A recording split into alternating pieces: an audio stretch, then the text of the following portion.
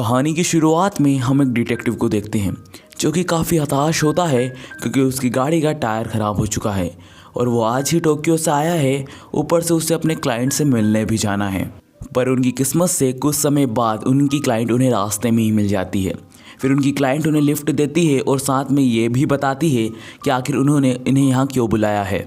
वो बताती हैं कि उनके विलेज में क्या हो रहा है। वो कहती हैं कि इस विलेज के सारे जानवर धीरे धीरे कर ज़ॉम्बी में बदल रहे हैं, ज़ॉम्बी और डीमन का फ्यूज़न, और वो धीरे धीरे कर इंसानियत में कत्लेआम कर रहे हैं जो कि इंसानों के बीच में एक खौफ पैदा कर रहे हैं। इस वजह से उन्होंने इन डिटेक्टिव को बुलाया है। इन्हीं बातों के साथ वो लेडी डिटेक्टिव से ये भी कहती हैं कि इन सारी डीमन की बातें वो किसी के बच्चे के सामने ना करें क्योंकि वो नहीं चाहती कि कोई भी बच्चा इस डीमन के खौफ में आए।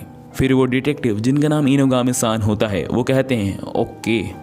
फिर वो डिटेक्टिव इनोगामी-सान और वो लेडी अपनी डेस्टिनेशन पे पहुंच जाते हैं। फिर हमारा सीन शिफ्ट होता है और हम देखते हैं डिटेक्टिव इनोगामी-सान को जो कि आराम कर रहे होते हैं। फिर उनकी नज़र एक बच्चे पर जाती है जिसका नाम दोरुतोबु होता है और यही हमारे सीरीज का मेन कैरेक्टर है। फिर इनोगामी-सान दोरुतोबु को देखकर हेलो करते हैं, पर दोरुतोबु उन्हें वेलकम कर फिर से अपनी खेती में लग जाता है और वहीं हमें पता चलता है कि दोरुतोबु के अंदर कोई भी इमोशन नहीं है। वो एक बिल्कुल इमोशनलेस कैरेक्टर है और दोरुतोबु इतना इमोशनलेस कैरेक्टर क्यों है ये आपको एपिसोड के एंड तक पता चल जाएगा। दोरुतोबु के ज़्यादा जवाब ना देने के कारण इनोगामी-सान दोरुतोबु के बारे में उस लेडी से पूछते हैं कि आखिर ये बच्चा स्कूल क्यों नहीं जाता और आखिर वो काम क्यों कर रहा है खेत में। फिर वो लेडी दोरुतोबु के बारे में इनोगामी-सान को बताने लगती है। इन्हीं बातों के साथ हमारा सीन शिफ्ट होता है जहाँ पर हम इनोगामी-सान को नहाते हुए देखते हैं और फिर इनोगामी-सान के सामने एक बच्चा आता है और वो कहता है कि मैं यहाँ पर आपकी केयर करूँगा। उसके बाद इनोगामी-सान उस बच्चे से दोरुतोबु के बारे में पूछते हैं। फिर वो बच्चा दोरुतोबु की बुराई करते हुए कहता है कि वो गंदी नाली का कीड़ा। फिर इनोगामी-सान पूछते हैं आखिर उसका नाम दोरुतोबु क्यों है। फिर वो बच्चा कहता है दोरुतोबु उसका निक नेम है। फिर वो लड़का इस नाम का मतलब बताने लगता है कि आखिर दोरुतोबु का क्या मतलब है।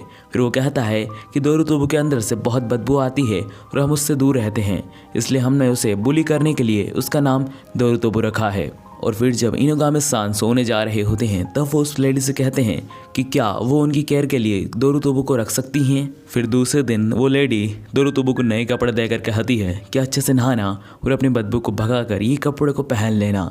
फिर उसके बाद दोरुतोबु इतने ठंड में ही नहाने लगता है। फिर वो नए कपड़े पहनकर ब्रेकफास्ट लेकर इनोगामी-सान के पास जाता है। फिर दोरुतोबु इनोगामी-सान को खाना देकर जाने ही वाला होता है कि इनोगामी-सान दोरुतोबु का हाथ पकड़कर कहते हैं कि मैं यहाँ पर कुछ काम से आया हूँ। फिर दोरुतोबु कहता है हाँ मुझे पता है कि आप यहाँ पर किस काम से आए हो।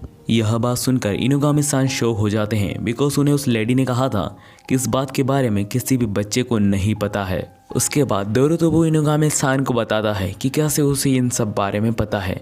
वो कहता है कि जितनी भी लाशें इकट्ठा होती हैं इस डीमन अटैक के बाद, भले वो इंसान की हो या फिर जानवर की, उस सारी लाशों को वही उठाकर दफन करता है। उसके बाद इनोगामी-सान दोरुतोबु से पूछते हैं कि क्या वो उनकी इस केस में मदद करेगा, तो दोरुतोबु हाँ करता है और साथ ही में एक बहुत बड़े राज से खुलासा करता है कि ये सारी घटना न्यू मून के बाद होती है। तो इनोगामी-सान उसका शुक्रिया अदा करते हैं इस बात को बताने के लिए। इस घटना के बाद दोरुतोबु और इनोगामी-सान एक दूसरे के साथ बहुत सारा समय बिताने लगे, जिसे देखकर गांव वाले भी काफ़ी हैरान थे क्योंकि कोई भी पर्सन दोरुतोबु के इतने नज़दीक कभी नहीं जाता था। वो इतना समय तो कभी नहीं बिताया। इनोगामी-सान ही पहले इंसान थे जो दोरुतोबु के एक दोस्त बने थे। फिर दोरुतोबु और इनोगामी-सान के कुछ पल ऐसे ही अच्छे बीतने के बाद आखिरकार वो रात आ ही गई थी जिस दिन एनिमल डीमंस का हमला होने वाला था, द न्यू मून नाइट। फिर हम द न्यू मून नाइट का सीन देखते हैं जहां पर दोरुतोबु इनोगामी-सान का इंतज़ार कर रहा होता है ताकि वो कल्प्रिट को पकड़ सके। पर दोरुतोबु जहां बैठा हुआ होता है वहीं कुछ समय बाद यातारू आता है और वो कहता है हे दोरुतोबु, क्या तुम गंदी नाली के कीड़े, क्या तुम टोक्यो जाना चाहते हो, इसलिए ही तुम उस डिटेक्टिव के करीब हो, है ना। उसके बाद वो कहता है कि मेरा सपना था उनके साथ टोक्यो जाने का, मैं पहले उनका केयरटेकर था पर तुम आ गए गंदी नाली के कीड़े।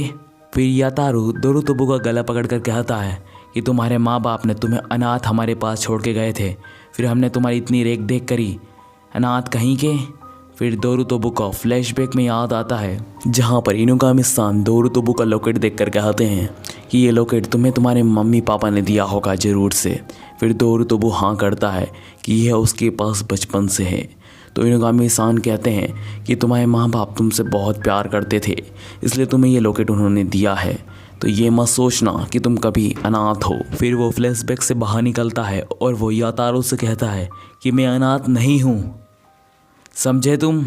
फिर दोरुतोबू और यातारो की झड़प में यातारो दोरुतोबू का लॉकेट छीन लेता है और जैसे ही यातारो दोरुतोबू का लॉकेट छीनता है दोरुतोबू यातारो को एक जोरदार किक मारकर दूर फेंक देता है।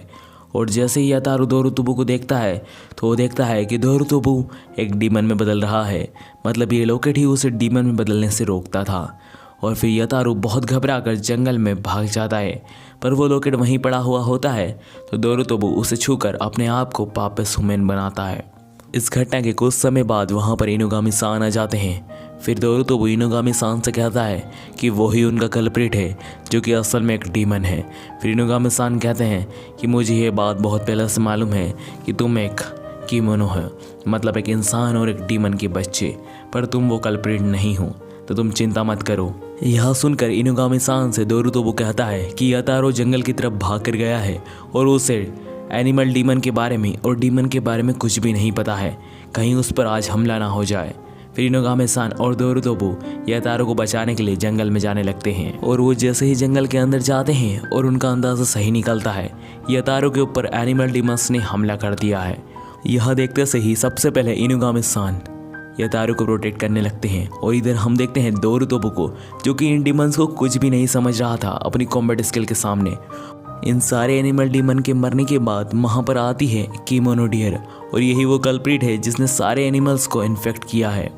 फिर दोरुतोबू बिना कोई गलती करे सीधा उस डियर पर हमला करता है, पर वो डियर सारे हमले को संभाल रही थी और अगर कोई हमला उसे लग भी रहा था तो वो उसे हील कर रही थी।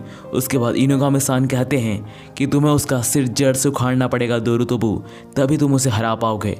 फिर दोरुतोबू सीधा कोई गलती करे उसका सर जड़ से उखाड़ देता है और वो डीमन वहीं मर जाती है। इस घटना के बाद दोरुतोबू इनुगामी-सान से कहते हैं कि सारे लोग मुझे ही सब कल्प्रिट समझते हैं, सब लोग यही सोचते हैं कि मैंने ही इन्हें सबको इन्फेक्टेड किया है। तो इनुगामी-सान कहते हैं कि हाँ तुम सही कह रहे हो, क्योंकि मुझे भी यहाँ तुम्हें ही मारने के लिए बुलाया गया था। यह सुनने के बाद दोरुतोबू कहता है तो अच्छा आप मुझे मार दीजिए और अपना काम पूरा कीजिए। उसके बाद इनुगामी-सान दोरुतोबू पर गन तान देते हैं। फिर इनुगामी-सान दोरुतोबू से उसका नाम पूछते हैं तो दोरुतोबू उनको अपना रियल नाम कबाने बताता है। उसके बाद दोरुतोबू रोते हुए कहता है कि मुझे अपने माँ बाप से मिलना था। फिर इनुगामी-सान कहते हैं तुम जल्द ही मिलोगे। उसके बाद इनुगामी-सान दोरुतोबू पर गोली चला देते हैं। फिर नेक्स्ट सीन में जब कनाबे जो कि असल में दोरुतोबू है वो आंखें खोलता है तो वो इनुगामी-सान को किसी से कहते हुए सुनता है कि मैंने उस डीमन को दफना दिया। और ये बात इनुगामी-सान उस लेडी से कह रहे थे जिन्होंने दोरुतोबू को मारने के लिए उन्हें हायर किया था। फिर कनाबे इनुगामी-सान से कहता है कि मैं तो मर गया था ना। फिर इनुगामी-सान कहते हैं कि गुल कभी नहीं मरते, उनके पास हीलिंग एबिलिटी होती है और तुम्हें जहाँ मैंने गोली मारी थी वो तो कब की हील भी हो चुकी होगी। फिर दोरुतोबू कहता है कि अब हम कहाँ हैं, तो इनुगामी-सान कहते हैं कि हम अभी टोक्यो में हैं।